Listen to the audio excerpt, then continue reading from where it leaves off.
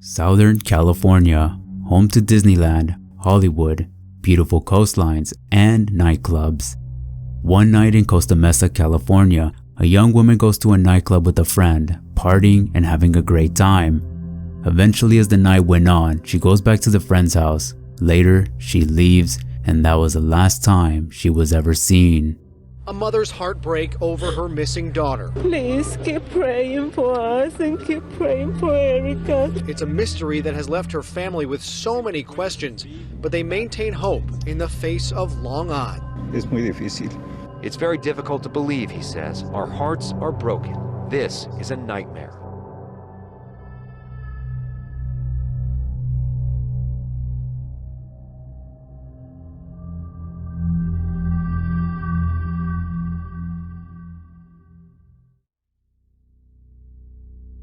On February 14, 2015, 27-year-old Erica Alonso went out to a nightclub called Sutra Lounge in Costa Mesa, California. She went with her on and off 45-year-old boyfriend. She was supposed to be there for a few hours, have a couple drinks, and then head back home. They partied on and the two became friends with another couple they met at the club. That night around 1:30 in the morning, the couple offered the two a ride back to Erica's ex's house in Irvine, California, about 10 minutes away from the nightclub. They arrive at his house, and 2 hours later, the two started to argue, which caused the couple to leave around 3:45 a.m. Not long after, at 4 a.m., Erica got in her vehicle and left as well, and that was the last time anyone has seen her. Erica didn't return home, and according to her sister, she was supposed to arrive at their house as they planned to spend the night together and watch cheesy movies. Friends and family were starting to get concerned as it wasn't like Erica to stay out late at night. She never told her family she was heading to a club that night, but they did have her on Snapchat and saw her story where she was enjoying herself that night at the club. That's how they knew where she was. But weeks go by and no activity was found on Erica's credit card. Her bank account was untouched. She wasn't active on social media either, which her family called unusual. On March 20th, the Alonso family were starting to get worried. They gathered together along with 200 people at the Mike Ward Community Park in Irvine for a candlelight vigil. Tonight here at Mike Ward Community Park in Irvine for this candlelight vigil. It has been 34 days since Erica Alonso went missing. Her friends and family showing up tonight to pray and show they're not giving up hope. Ay, Dios mío. A mother's heartbreak over her missing daughter. Please keep praying for us and keep praying for Erica. 27-year-old Erica Alonso has been missing since Valentine's Day. That's when she went out with her ex-boyfriend, the two getting into a fight, Erica leaving in the middle of the night and hasn't been heard from since. I want my sister to come back home. Her birthday's coming up and we want to all be together again. Emotions were raw as one by one family members rose to speak. I just want her back home. I really do. I miss her so much. Erica is my best friend. Please, please help me find her. Erica's white Honda Civic went missing that night as well and has yet to be found. It's a mystery that has left her family with so many questions, but they maintain hope in the face of long odds. It's been over a month now, and with every day that goes by, it gets a little bit harder. We are very optimistic and hopeful that my sister is alive wherever she is, and we will keep searching for her. And now that this vigil is over, the business of the family returns to posting these flyers wherever they can, getting word out as the search continues for Erica. If you have any information, you are asked to call the Orange County Sheriff's Department at the number on your screen. There will be a reward offered, the exact amount of which will be announced next week. Reporting in Irvine, Jory Rand, ABC 7 Eyewitness. 5 days later, on March 25th, Erica's vehicle was found just about a mile away from her parents' home in Glenwood Park, a neighborhood in Aliso Viejo, California, around 2 in the afternoon. Residents in the area reported that the car had been sitting there for a couple of weeks. A resident named Chase said that he went up to the vehicle after noticing the car had been there for a while and seeing that the vehicle had 2 parking tickets. The car was covered in dust. When he looked inside, he said he got this weird feeling when he noticed a person, a stuffed animal inside. There were no apparent damage to the car or signs of foul play. Authorities showed up and told the car to begin processing it for evidence. The following day, on March 26th, it was Erica's birthday and her family released dozens of red balloons into the air. The color red was her favorite color. The Alonso family was still hoping that Erica would still come back home alive. Another month goes by, and on April 27th, a group of biologists from Caltrans was working in the Cleveland National Forest off the Ortega Highway. While working, they stumbled upon a decomposing body in the middle of a dry creek bed. The Orange County Sheriff's Department was called and showed up. However, the footpath to where the body was laid was too rugged and rough to navigate without daylight. It was around 10 p.m. at this point, so they had to wait until the coroners could arrive in the morning. Erica's father arrived at the scene the next day after hearing the news from friends. At the moment, it still wasn't confirmed if it was Erica's body. Her father said, "I wanted to go down there and see the body because I know that I can recognize my daughter, but they didn't let me. They just told me it was a female body." He was trying to remain hopeful that it wasn't her because he wanted to keep faith that his daughter is still alive. But it was confirmed to be the body of Erica Alonso. Her friends and family were convinced that she had been murdered, but there were no obvious signs of trauma to her body. The sheriffs didn't have an idea how long her body had been laying there, exposed to the heat of the sun or animals nearby. Praying, mourning, and wondering, how did she end up in a forest? Tonight, hugs and tears from the family of Erica Alonso after confirmation that her body has been positively identified. On behalf of the family, we want to thank everybody who has helped us. The body found in a dry creek bed next to an embankment in the Cleveland National Forest. The grim discovery made last night by a Caltrans worker. Earlier, Erica's dad rushed to the forest wondering if it was indeed his daughter, who's been missing for more than 2 months. I want to know. I want to find out. I want to find out. Tonight, he's in tears and says he's in denial. Es muy difícil. It's very difficult to believe, he says. Our hearts are broken. This is a nightmare. Erica first went missing on Valentine's Day when she went out with her ex-boyfriend as seen on these surveillance photos. Investigators say the two got into a fight in the middle of the night and she was never heard from again. Erica's family has held vigils and hung posters to get the word out ever since. Last month, her white Honda Civic was found about a mile from her home. Now that her body has been found, investigators say an autopsy will help them determine if she was murdered. No obvious signs of trauma that we've seen so far, but again, it's just a very preliminary examination of the body. For the family, this brings at least some degree of closure. The family can now start to grieve. If indeed this is deemed a homicide, Erica's family says that they want to take the $5,000 reward that they raised to help find Erica to be put towards convicting a potential killer. If you have any information about Erica's disappearance, you're urged to contact the Orange County Sheriff's Department. Reporting live from Laguna Hills tonight, Alex Michelson, ABC 7 Eyewitness. So far, there were no cause of death. She was laid to rest on May 8th. Eventually, toxicology reports came back and it was confirmed that Erica Alonso had died of a lethal combination of alcohol and GHB. Her blood alcohol content was 0.22, which is nearly 3 times the legal limit in California. So with that being said, the coroners have ruled the cause of death as an overdose.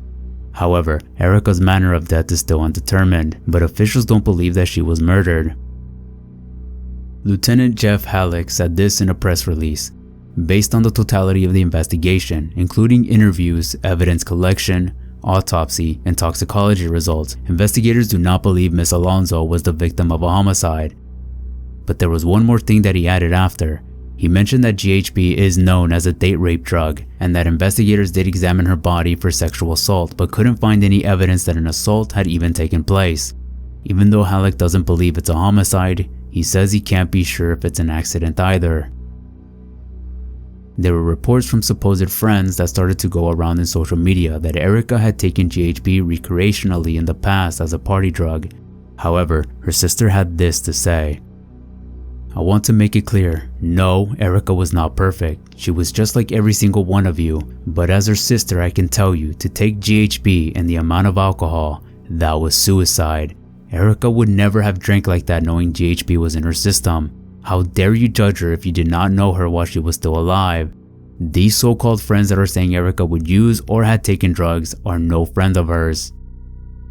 Now you might be wondering at this point about Erica's 45-year-old ex-boyfriend, the man who last saw Erica alive. Well, he was cleared of any involvement in her disappearance as he was cooperative with law enforcement. When brought in for questioning, he said that Erica had left around 4 a.m., got in her car and was supposed to drive home, but she never arrived. Apparently the two were working on rebuilding a friendship. They had met earlier that day on Valentine's Day and thought that they could forget about the past and start over as friends. He never said what they argued about on the night of her disappearance. What's strange is that there is no information if the police even asked him about Erica having GHB in her system, or even asked how did she drive out if she was heavily intoxicated. Also, the couple had a shaky relationship. You see, back on November 2nd, 2014, Erica was arrested at his ex's house after an alleged domestic violence incident. According to a nearby neighbor, she said that the fight was bad. One day when they were out in the street, it looked abusive.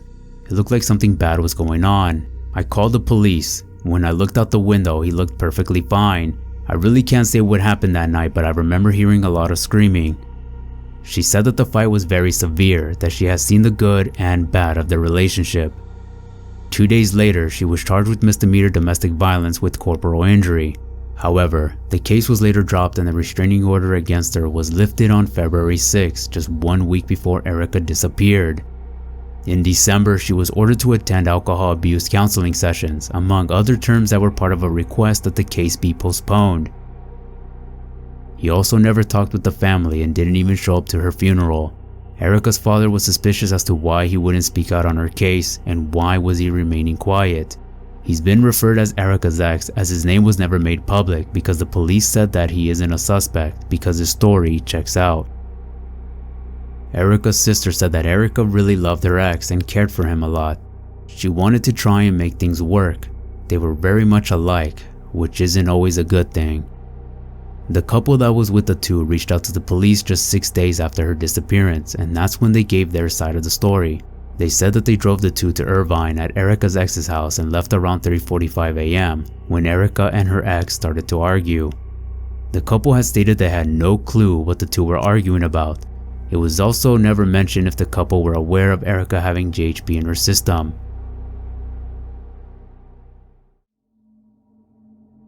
Upon doing research, I came across a post about Erica in the Orange County subreddit. Someone left a comment listing 3 theories that I found to be interesting. If Erica willingly took GHB, it's possible by the time that she was at her ex's house, she may have accidentally overdosed. The couple, or the ex, had provided the drugs and panicked because all 3 were afraid of possibly being accused of murder. The 3 come up with the plan. The couple leaves a little ahead of time with the plan in place to pick up Erica's ex. He takes her body into her car and drives it to Ortega. He then dumps the body and leaves her car in Glenwood Park. He gets picked up by the couple and then dropped off close to his home. Finally, all of them are complicit so they don't end up ratting each other out. Then the couple came forward only because they saw themselves on the news when the images of all 4 together were released. She was unknowingly drugged by either her ex or one of the couples or possibly both. Eventually, Erica overdosed and now they went out to dump Erica's body out of fear that they would be charged with murder for drugging her without her consent. The couple wasn't involved and left after seeing the 2 fight. They left at 3:45 a.m. and Erica's ex said that she left at 4 a.m. Maybe in that 15-minute window before Erica supposedly leaving, she had overdosed and her ex panics and takes her body to the forest in her car. He parks her car near her home, gets an unknown third party to pick him up and take him home.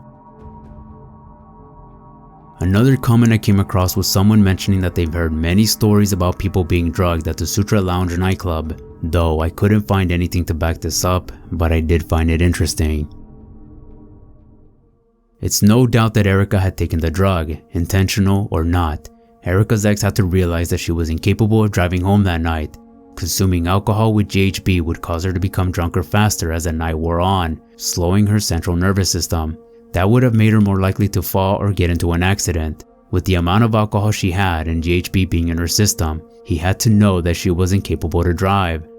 However, let's say she somehow managed to drive to Glenwood Park without a single scratch on her vehicle. Then how did her body end up in a forest that's nearly 100 miles away from her vehicle and parents' home? The parents believe 100% that she was murdered and that someone dropped her body there. The father said that he had to think about this deeply because none of it makes any sense to him. He also couldn't understand why someone didn't notify the authorities if they were with his daughter when she was in medical distress. They saw that she was dying. How come they didn't call 911? We are supposed to help anybody stay alive. Her brother Isaac said that he doubts that Erica would overdose on purpose. He goes on to say, if she had a dose of that, somebody put it in her without her knowing. Even if she was drunk, she never tried that drug. When she did drugs, she did it lightly and wasn't addicted. Little answers have been given to the public or the family. As far as we know, no evidence was found in her vehicle. The family has a Facebook page dedicated to spreading Erica's story and others who are also missing. I got a comment on a video by Justice for Erica Alonso requesting if I could make a video on her story. They are not giving up, and I only hope this video will help in some way and help answer the many questions that we all have. If anything positive can be taken from this loss, it is the introduction of Erica's law that took effect in January 2018, almost 3 years after Erica had passed away.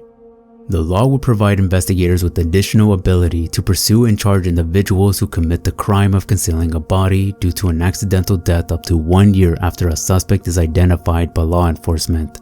It extends the statute of limitations to 4 years after the dumping of the body. Extending the consequence for this crime will hopefully discourage individuals from failing to be forthcoming with law enforcement. This means investigators will have more time to pursue leads and convict suspects.